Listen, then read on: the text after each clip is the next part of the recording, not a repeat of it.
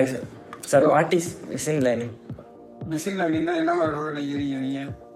Machine லேர்னிங்னா actually நம்ம machine அப்படின்னு ஒரு வார்த்தை இருக்குது. ஆமாம் சார். மிஷின் தான் என்னவா இருக்கும்?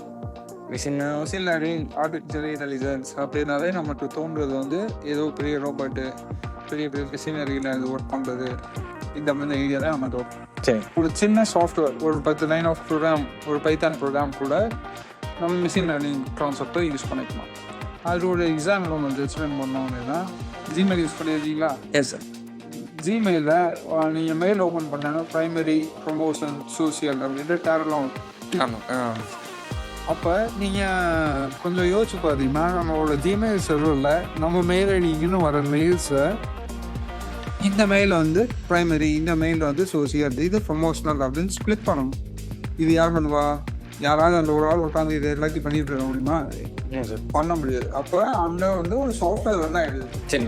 அந்த சாஃப்ட்வேர் தான் என்ன பண்ணுது, நம்மளோட வர மெயில்ஸ்னா அதோட ஐபி அட்ரஸ் என்ன, அதோட கண்டென்ட் என்ன, டூ அட்ரஸ் என்ன, போர்ட் நம்பர் என்ன, எல்லாத்தையும் வெரிஃபை பண்ணிட்டு இது ப்ரைமரி மெயிலா, இல்லை சோசியல் மெயிலா, இல்லை ப்ரொமோஷனல் மெயிலா அப்படின்னு ஐடென்டிஃபை பண்ணணும். சரி.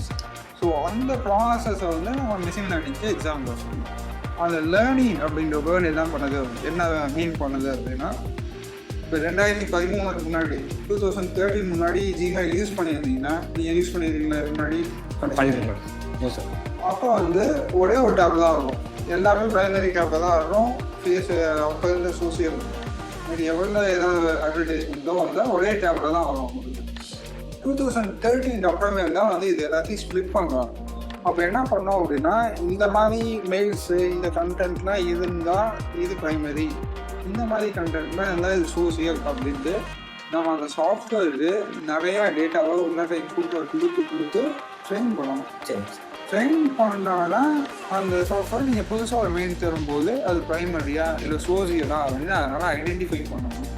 அமேசான் போனீங்கன்னா கீழே ரெக்கமெண்டட் ப்ராடக்ட்ஸ் இது எல்லாமே மிஷின் லேர்னிங். நீங்கள் என்ன பண்ணுறீங்க, என்ன மூவிஸ் வாட்ச் பண்ணுறீங்க, உங்களோட இன்ட்ரெஸ்ட் என்ன, கூகுள் என்ன தெரியுங்க, இது எல்லாத்தையும் வச்சுக்கிட்டு அது லேர்ன் பண்ணிக்கிட்டு அதுக்காக நம்ம வந்து உங்களுக்கான டேட்டாவை இது பண்ணணும். சரி. இதுதான் machine learning. Okay sir, thank you.